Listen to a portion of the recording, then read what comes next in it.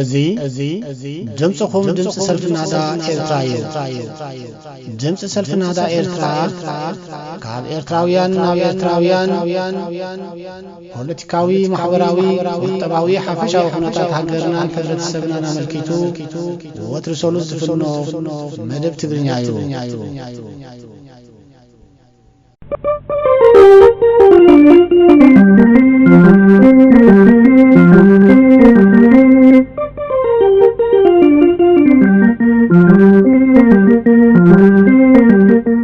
أمت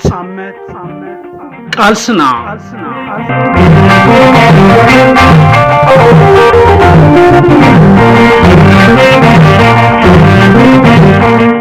سلام كبران تخاتلتي فنوي دمسي سلفنا دا إرترام أبز حلف سومن زجمري سومنا وعامدي أمت قالسنا نهرمون مغسلتا مدبنا إذا حلف سومن حيزو يقربلكم اللهم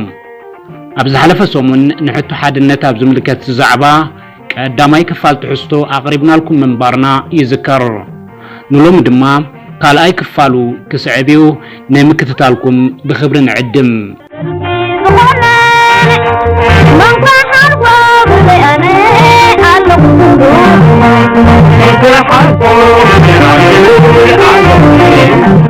كبرات تخاتلت مدبنا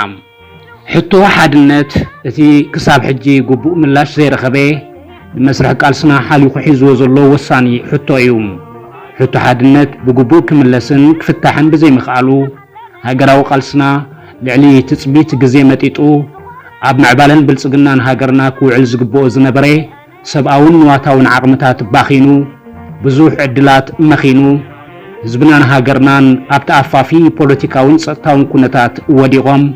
سدتن مبتتانن لعل نبور اسفح فيحو حجون انتقوني هاقراوي قداينا بني حبار رأيين علامان مازن كانت حز ابزين خلالو ناي ودكت درجاينا نركب زلنا سلازي كلو اكابيبونا زلو صقمات فتحنا قصالنت حزبن هاقرن كنرغاغز نبحدش معراف تسغاغيرنا قداي هنصت سرعة ديمقراسن لمعاتن كنتحاحازو قدم خلون لعلو خلون أبحثو حادنت زلنا مسرتاوي شجر كنقرف سلازقبا كل زيغا نزي واناو زعبازي بلعول تقداسنت كزتيلون نبحدي تماري مدمدمتا كبصحونيو زقبا نزي أبقمت بمئتاويا دما دمسخون دمسي نهادا إرترا نزي هاقراوي نحادنت زعبا كم أقداسي واناوي أرستي بملعال بتخطاتالي زقرب مهاري تحستو ببخفالو كتغرب وسينا زلام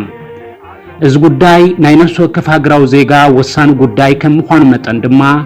ازي مهارن واناون مدب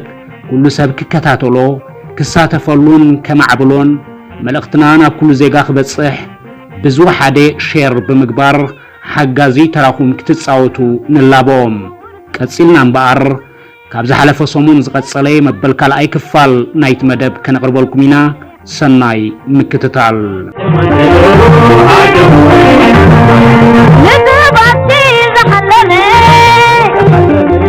أبز حلفي قداماي كفال نايز مدب أب قداي حادنت كابزن صبارغو كلته يتصاررتي أمراتن الرأياتاتن نتحادي مالت نتي أب قزآتا وحادنت زد كلي زي قنع زنبالي بحافشاوي ملكوعو داسي سنان يرنام ازي أم معرنتن حبار هلاوين زي مركوس كل فلليات بمدمساسن بمحقاقن أب حدا رئيتو حدا مدب حدا علامان التحساسبان تجأفلقو حادنت كالرقاقص زحلن بقوي زنبالي نخالقوت أحقيقون تجأفلقون نحادا وغن زسود زي معروي سن حساب زتلابس بمخانو أبايتا حقين حادنت كترقاقص كم زي كالينا قليسنا نيرنام أبنهلومي مبالكال أي كفالنا يزمدب دما نتي كأند حمرت حسابات ناي حقين حادنت زتن تنتحستو بخمزيز سعب كنقربو لكمينا مسانا صنحوم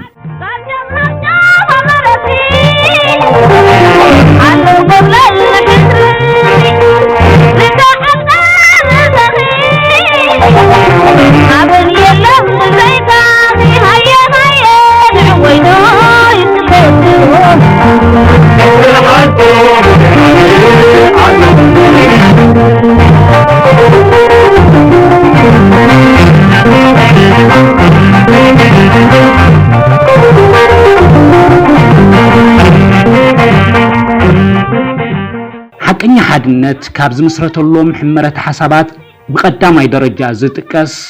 ኣብ ፍልሊ ምእማን ዝብል እዩ። ኣብ ፍልሊ ምእማን ወድዓውነት እዩ። ሰባት ብኣረኣያ ብዕላማ ብኣተሓሳስባን እምነትን ኣብ መንጎኦም ፍልልያታ ማዕቢሎም ዝነብሩ ብሕልናን መንፈስን ካብ ካልኦት ፍጡራት ዝተፈልዩን ዝበለጹን ፍጡራት እዮም። እዚ ኣብ መንጎ ደቂ ሰባት ዘሎ ባህርያዊ ፍልልያት ብወድዓውነቱ ምቕባልን ምእማንን ኣብ ምርግጋጽ ሓቀኛ ሓድነት ቀዳማይ ረቋሒ ይኸውን። ደቂ ሰባት ብሕብሪ ቆርበትና ብኣቃውማና ብውሽጣውን ደጋውን መልክዕና ዝተፈላለና ኮይና ከም እተፈጠርናን ሓደ ሰብ ምስ ካልእ ሰብ ብኹለንትንኡ ሓደ ዓይነት ኮይኑ ዝፍጠረሉ ዕድል ኣዝዩ ጸቢብ ምናልባት እውን ዘይክህሉ ከም ዝኽእል ኣብ ግምት ዘእተወ ነተፈጥሮኣውን ባህርያውን ትዕድልትና ብጸጋ ምቕባልን ምእማንን እዩ እቲ ወድዓውነት። ካልኦት ንምንታይ ንዓይ ዘይመሰሉ ወይ ግድን ኣነ ዝኣምኖ ኣሚኖም ኣነ ዝሓስቦ ሓሲቦም ኣነ ዝሕዞ ዕላማ ሒዞም ክርከቡ ኣለዎም ዝብል ዘይወድዓዊ ቅድመ ኩነት ብቐንዱ ርትዓዊ ይኮነን። ካብ ዘይርትዓውነቱ ዝነቅል ድማ ጠንቂ ምስሕሓብን ግርጭትን ይኸውን። እዚ ዘይወድዓዊ ኣተሓሳስባ ብዘስዕቦ ምስሕሓብን ዘይምትእምማንን ድማ እቲ ኣብ ባይታ ክህሉ ዝግብኦ ሓቀኛ ሓድነትን ስኒትን ይዝረግ። ስለዚ ንወድዓዊ ፍልልያት ብጸጋ ምቕባልን ኣብ ፍልሊ ምእማንን ኣብ ሓቀኛ ሓድነት ክህልወና ዝግብኦ መሰረታዊ ኣተሓሳስባ ወይ ሕመረት ሓሳባት መበገሲ ኩርናዕ ስለ ዝኾነ ክንርዕሞን ብልበ ምሉእነት ክንላበሶን ይግባእ። ኣብ ፍልልያትና ግቡእ ንቕሓትን እምነትን ምስ ንጭብጥ ጥራሕ ኢና ንፍልልያትና ከም ጸገም ዘይንርእዮም። ኣብ ፍልልያትና ግቡእ እምነት ምስ እንሕድር ጥራሕ እዩ ኣብ መንጎና ምትእምማን ክሰፍን ዝኽእል። ኣብ ፍልልያትና ብዝህልወና ንቕሓት ጥራሕ እዩ ሕድሕድ ምጥርጣርን ስግኣትን ከም ግመ ተቐንጢጡ ኣብ ቅንዕናን ብልጽነትን ዝተመስረተ ሓቀኛ ዝምድና ኣብ መንጎና ክህነጽ ዝኽእል።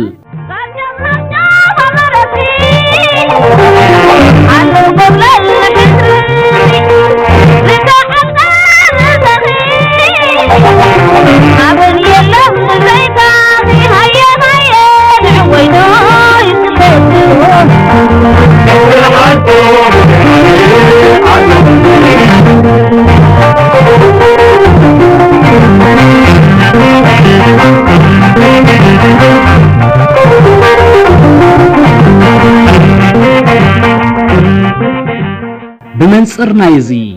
نفلليات بعين حدقا زرئي نفلليات كم صرا حادنت زوسد نفلليات بموقد راح حادنت كرقاقص كم زخئل زحسب حلنا كلو جينا نودعاوي كوننت زصابا أنصار هلاوي ناي كالوت سنحاسابات كالوت ودعاون تفطراون كوننتات زقنعي تصابائي مرقص بمخانو ኣብ ክልቶም ባህርያውን ወድዓውን ፍልልያት ግጭትን ዘይምትእምማንን ካብ ምጽሕታር ዝሓልፍ ፋይዳ ኣይህልዎን ንበል ንኣብነት ኣብ ከም ሃገርና ዝኣመሰላ ብሕብረ ብሔራውን ሃይማኖታውን ኣቃውማ ዝፍለጣ ሃገራት ብዝሒ ሃይማኖታት ብዝሒ ባህላውን ማሕበራውን ኣቃውማ ዝውንኑ ሕብረተሰባት ዝመለለዩ ወድዓዊ ባይታ ምህላው ዘይተርፍ እዩ እዚ ብሔራዊ ሃይማኖታዊ ማሕበራዊ ባህላውን ቋንቋውን ፍልልያት እዚ ኣብ ባይታ ዘሎ ወድዓዊ ክውንነትናን ኣቃውማናን ብምዃኑ ነዚ ወድዓዊ ኣቃውማና ምስ ኩሉ ናይ ፍልሊ መልክዓቱ ብጸጋ ክንድምቕባልን ክንድምእማንን እዚ ሃገር ሓድነት ክህልዋ እንተኾይኑ እቶም ዘለውና ወድዓዊ ፍልልያት ንወግዶም ወይ ንደምስሶም እሞ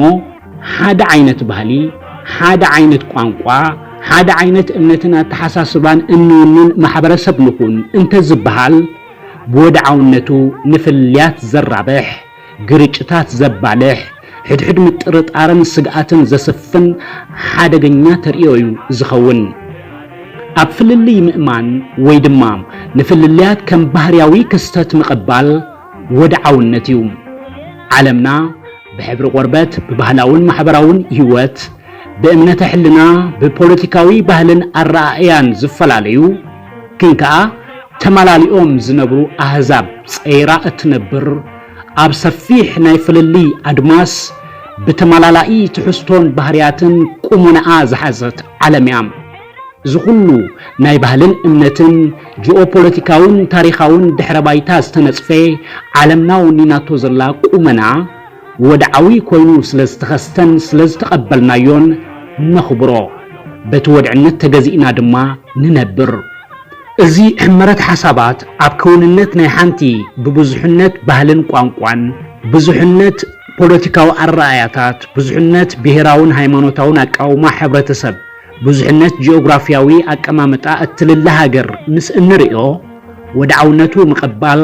ኣማራጺ ዘይብሉ ጉዳይ እዩ። በአንጻሩ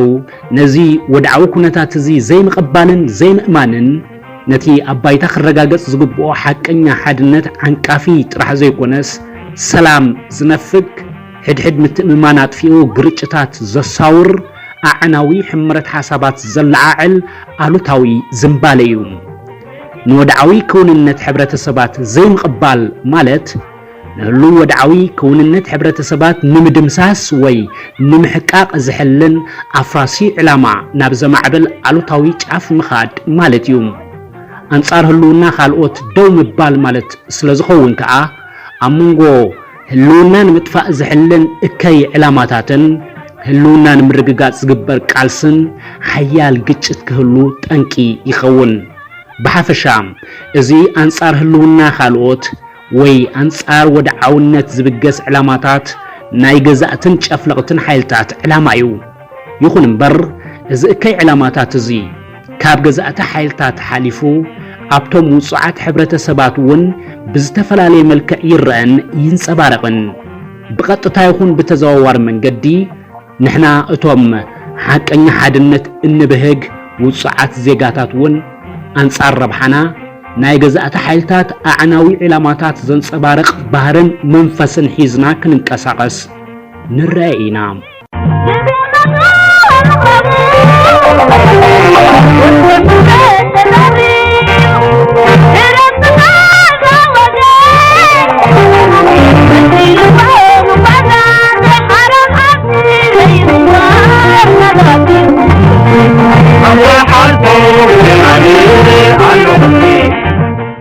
ክቡራትን ክቡራንን ተኸታተልቲ ድምፂ ሰልፊ ናህዳ ኤርትራ እዚ ብጽልዋ ገዛእቲ ስርዓታት ኣቢሉ ኣባና ዝሰርጽ በቀጥታን በተዘዋዋሪ መንገድን እንዋሳኣሉ አንጻር ረብሓናን ሓቀኛ ሓድነትናን ዝኾነ ኣፍራሲ ኣረኣያታት ብዝምልከት ኣብ ዝቕጽል ሳልሳይ ክፋል ናይ ዝመደብ ክንምለሶ ኢና። ስለምክትታልኩም እንዳመስገድና ንሎሚ በዚ ክንሰናበተኩም። ኣብ ዝቕጽል ምዕራፍ ክሳብ ንራኸብ ድማ ኣብ ዘለኹሞ ሰላም